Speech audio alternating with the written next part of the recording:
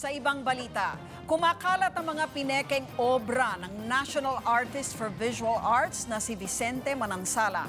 Sumbong ng ilang kolektor, marami ang lumalapit sa kanila at binebentahan sila ng pekeng painting.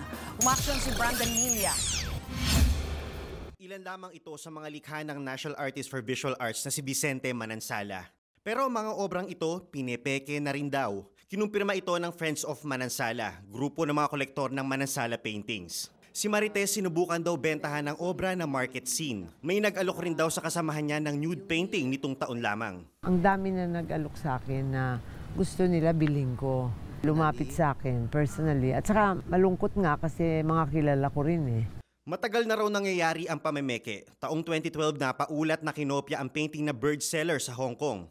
Pineke rin daw ang likhang Pila sa Bigas. At para mas makumbinsi ang bibili, maipinapakita raw na peking certificate of authenticity ang mga nagtitinda.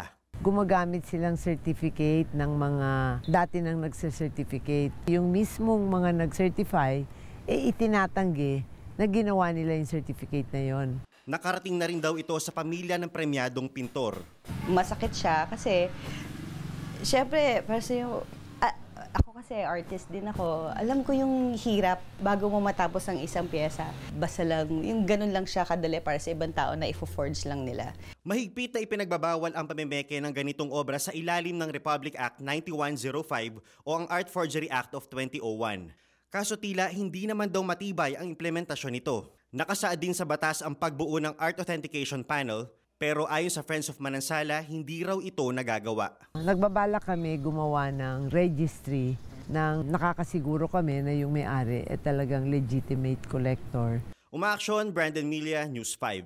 Be sure to come back. News 5 everywhere. Copyright 2015.